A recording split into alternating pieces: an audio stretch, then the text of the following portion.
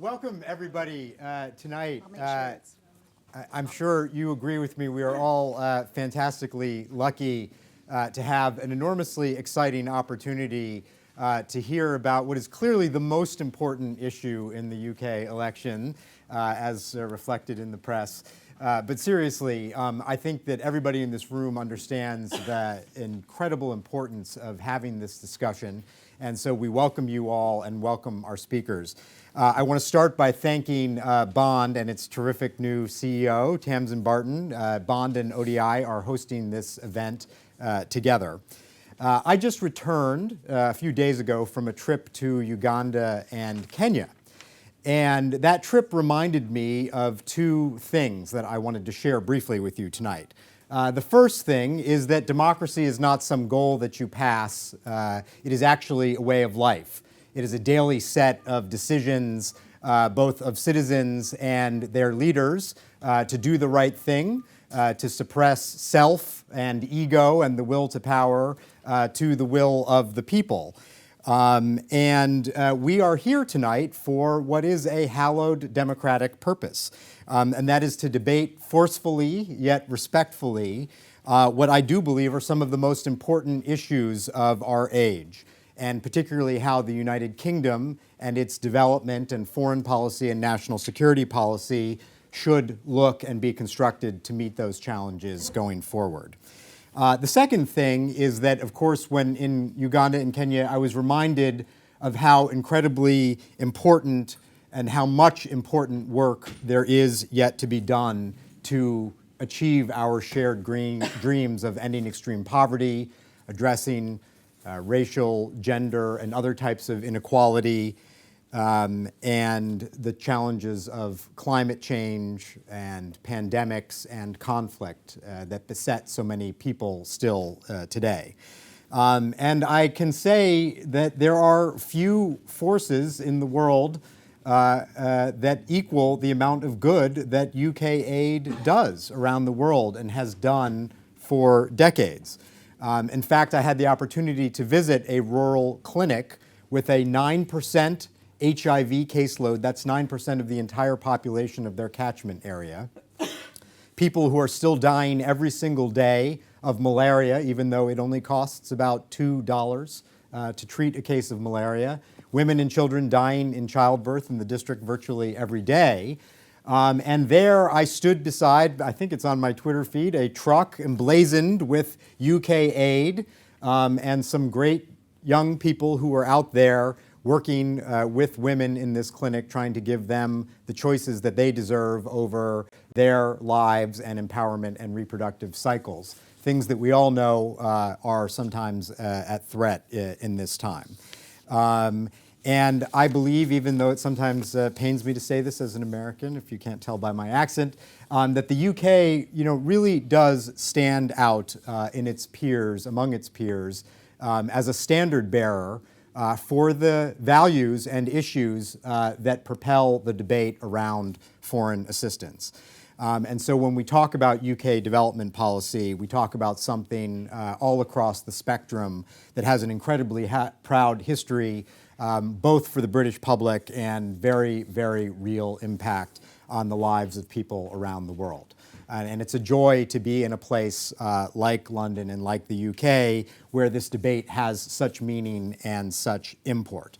But there is a real debate, and I think we will hear it tonight. There's a debate about the purposes of aid, who should spend that aid, what it should be spent on, and how we should think about how it meets the objectives of the British people. So I know that you will join me in welcoming four very dedicated public servants who have given their time, some straight off the campaign trail, or not even off in Patrick's case. Thank you for joining us from Scotland to join us tonight for this important discussion. So the last thing I will say before handing over to my colleague Ishbel is that if you are joining us online, welcome. If you want to tweet about this, we're using the hashtag GlobalDev tonight. And without further ado, I'd like to hand over to our Director of Communications, Ishbel Matheson, for the rest of the show. Brilliant. Thank you, Alex. So just to introduce our panel, and as Alex said, some of them straight from the campaign trail. So Andrew Mitchell, Conservative parliamentary candidate for Sutton Coldfield, former Secretary of State for International Development. Baroness Sheehan, a Liberal Democrats Lord spokesperson for international development.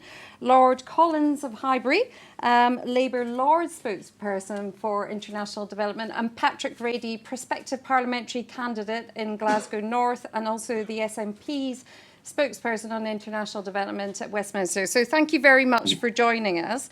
So the way we're going to run this is basically each of our four panelists will have a chance to do their 3-minute pitch to you on international development and the key policies of their political parties.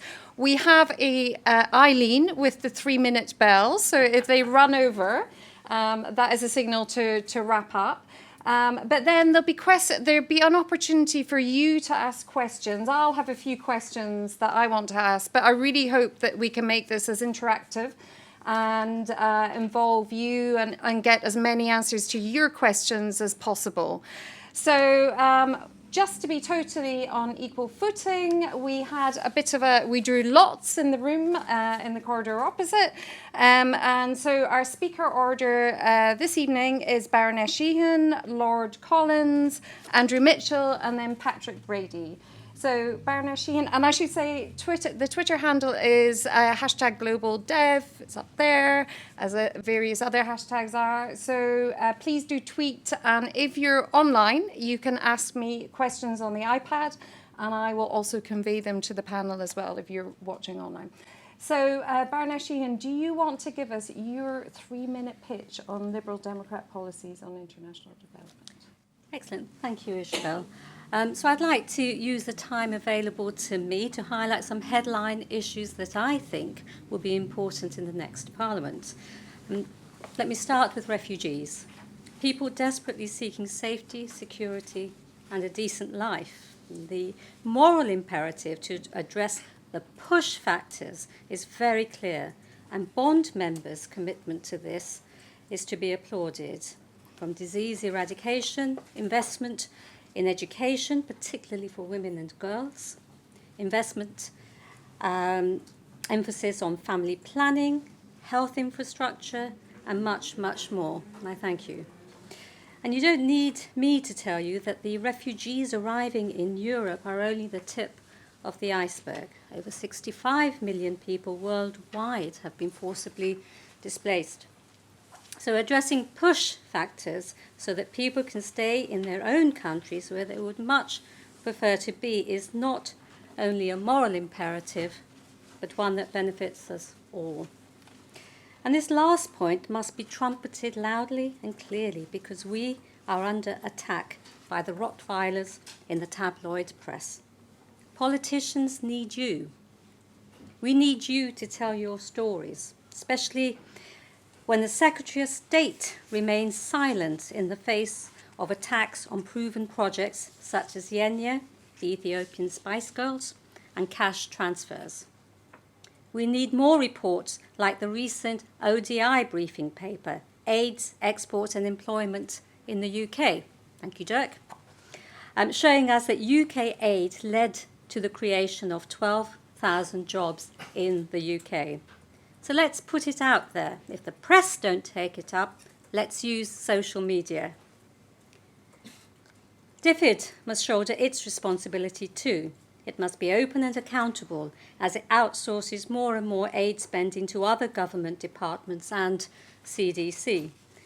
But I must be clear, I will oppose any redefinition of aid that removes focus on pro-poor policies. Government, too, has a responsibility to lead efforts to destroy the international architecture that allows individuals and corporations to squirrel away ill-gotten gains into secret bank accounts. I hope we can address important issues like protecting natural environments and climate change in the Q&A.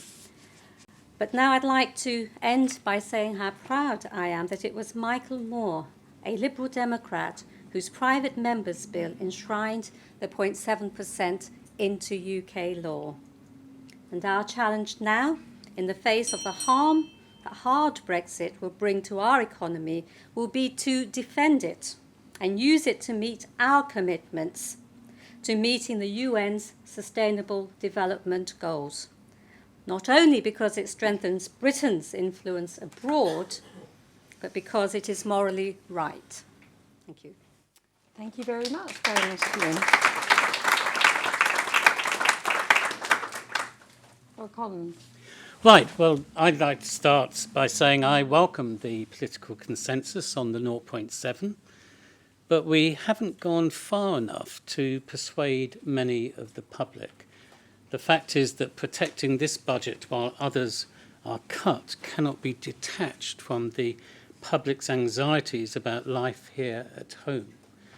So we should make the case at every opportunity and every day, sadly not being made in this current campaign, to make the argument that development is also in Britain's best interest, better off growing and trading within a strong global economy with a sustainable climate, supported governments and secure borders.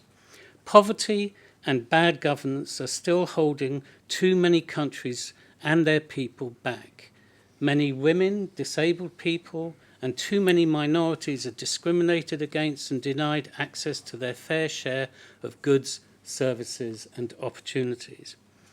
Economic growth has the potential to be the engine to drive change, but growth without jobs, inclusion, healthcare, education, human rights, growth without power won't deliver for the many.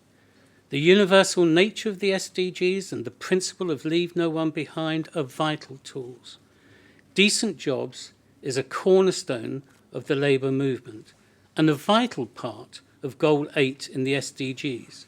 Yet DFID's recent review of this made no mention of trade unions. Under Labour, human rights will be at the heart of our work, civil and political. Labour will reinstate the Civil Society Challenge Fund because by supporting trade unions, women's associations and other civil society groups, we can give them a voice in mounting their own advocacy challenges to their governments in defence of human rights, including workers' rights. We will work to tighten the rules governing corporate accountability for abuses in the global supply chain. Labour will work through how best we can achieve a fairer tax system for the world's poorest people and countries. Labour will also take decisive action on tax havens, including crown dependencies and overseas territories, ensuring a public register of owners. This generation has the power to eliminate aid dependency for good by empowering the powerless. That's Labour's vision, and that's what we will do. Thank you. Andrew Mitchell. Well, thank you very much. Unlike my two colleagues who don't have to fight an election because they are in the House of Lords, Patrick and I have to do so. And I've rushed down from the West Midlands, which is probably one of the most interesting areas of the country in the forthcoming election in terms of results. And I'm very pleased to have been able to put away my blue rosette and to be in the rather stiller waters of this discussion. And of course, it's right to say at the outset that this is a British policy above all.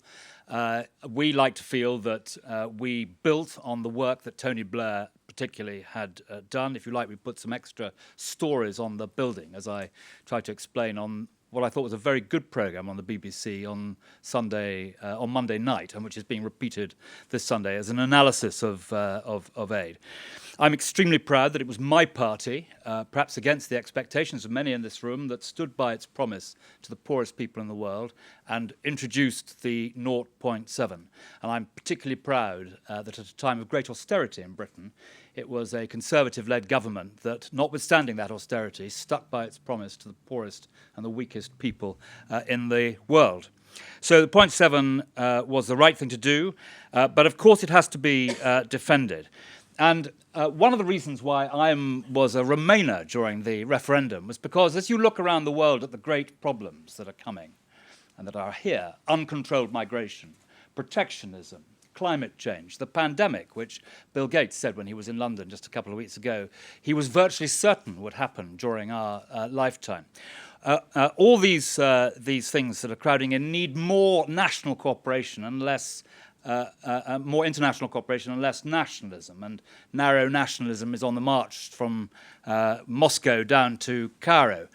And so that was why I didn't vote to leave the European Union. But now that we are leaving, we have to make sure that we really focus on the international organisations and the sinews, some of which need reform, and Britain's been quite open about that, to make sure that we really make progress on tackling the obscene levels of poverty and opportunity, the discrepancies which so disfigure our world today. The Conservative Party, if re-elected, will continue to focus on tackling conflict. It is conflict above all, which condemns people to a life of misery and wretched conditions. As Paul Collier has always said, conflict is development in reverse, and it's right that it should be absolutely at the top of what we seek to tackle, but also building prosperity. And when I dealt with the reforms of CDC, I made certain, Your Lordship, that decent working conditions and respect for trades unions was included in the work that they have to, the instructions which they are given. And thirdly, we have to ensure, and this is the most important point, that we demonstrate results, because a sceptical public will say that it is better to spend the money at home and not overseas unless we make clear to them that we are really getting good results. So in my judgment, focusing on results, standing up for what we do, explaining what we do, is incredibly important in sustaining Britain's leadership in this area in the forthcoming next 5 years. Great. Thank you, Andrew. And finally, to Patrick Grady in Scotland. Thank you. Thank you very much for the invitation to speak, and I hope the technology lasts for the full hour. The SNP has always been and always had a very internationalist and global outlook. It actually says in the party's constitution that the independent Scotland we hope to achieve, the sovereignty of the people of Scotland and its parliament, will be limited only by agreements freely entered into with other countries for the protection of the environment and the promotion of world peace. And I'm proud that that is represented in the manifesto that we launched yesterday. I think it's probably the most comprehensive set of commitments that we've ever made going into a Westminster election on aspects of international development, starting, of course, with a reaffirmation of the 0.7% commitment, which of course should be delivered by a standalone Department for International Development. We recognise in the manifesto and our policies, of course, the central role of the Sustainable Development Goals, the global goals for sustainable development, both at home and overseas. And the First Minister herself personally committed Scotland to playing its part to achieve those goals in July of last year. The manifesto reflects the importance of women's rights in development and the broader human rights agenda as well, and makes particular mention of the establishment of an LGBTI envoy to tackle precisely some of the issues that the other spokespeople have raised. There's quite a comprehensive section on ethical trade and the importance of fair taxation. I hope there'll be a chance to discuss some of that as well. And that's going to be particularly important in the context of Brexit, as the UK seeks to establish new trading relationships with different countries around the world.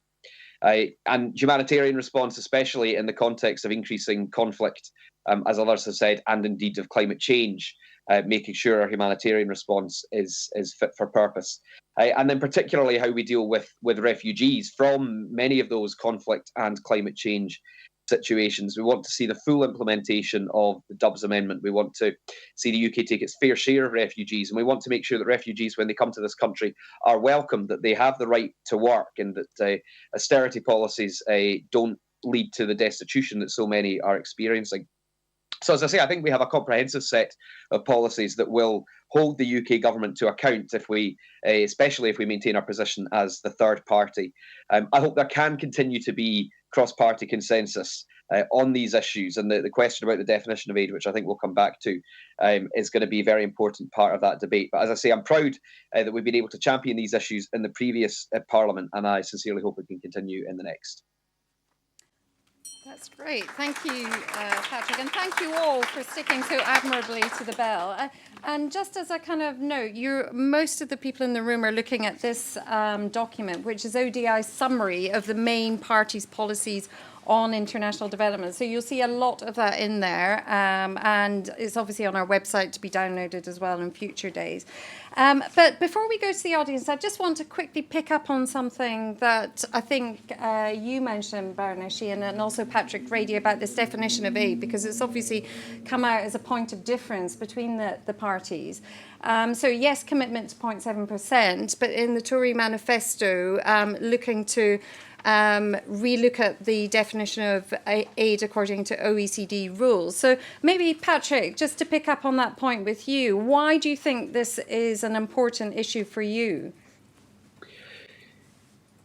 Well, the whole point of aid and the whole point of the 0.7% target is that it's something, it's an international target. All the OECD countries signed up to it over 40 years ago. So if it's going to be effective, if it's going to meet the internationally agreed global goals for sustainable development, then we all have to be singing, at least to some extent, from the same hymn sheet. And so it's very important that the definitions of aid are internationally agreed. And I think it would be concerning if the UK government was to unilaterally decide that it had a different definition of what aid was allowed to be spent on. I'm relaxed about the idea that multilateral institutions, whether it's the OECD or the United Nations, come to a consensus on what kind of aid spending is needed in the modern world. That's, again, 0.7% came from an analysis of what was needed at that time to lift people out of poverty, to meet the equivalent goals that existed in those days and still, largely stand still to be met. But that multilateral approach, I think, is very important. Andrew Mitchell, obviously this was something that's in the Conservative manifesto. Can you just maybe tell us a little bit about the thinking behind that? Why the need to kind of break with this, established consensus? Well, I have written a piece with General Lord Richards in the Daily Telegraph, in case any of you are interested, trying to flesh out this a bit. Let's be clear, the commitment to the 0.7 is governed by the rules, because clearly, if there aren't rules, the 0.7 will be plundered by stronger government departments. So you have to have rules to protect the budget. But there are aspects of the rules which can be tweaked. And rather, my advice to my many friends in the development world is, rather than say no to what is a Tory commitment to renegotiate an aspect of these rules with the OECD, we should get involved in seeing if we can improve them. Now, there have been changes to the OECD rules in recent years. The particular area which I think could do with improvement is in tackling conflict. And as I tried to set out with Lord Richards in this article today, there's a very tight definition of what anti-conflict or conflict resolution expenditure is eligible under the 0.7 and what is not. And I think that definition needs to be tweaked. And rather than throw our hands up in horror at the suggestion from the Prime Minister in the manifesto that we're going to do that, I think we should engage to see whether or not there are aspects of this where Britain does not benefit as we should from the definition. And the example I give is that if you look at the action that was taken in Sierra Leone, or that the French took in Mali, in terms of development gain, there are aspects of what Britain and France, and it is really only Britain and France which has the ability to do this, can do through the United Nations, which has a massive effect, beneficial effect, on the position of some of the most desperate people in the world. And if the UK can't get international agreement to change the rules, we will go it alone. We will set our own definition of aid. Is that how we should read what's in the manifesto? What the manifesto says is that we will try and renegotiate it, and if we don't manage to renegotiate, then we will seek to amend the law.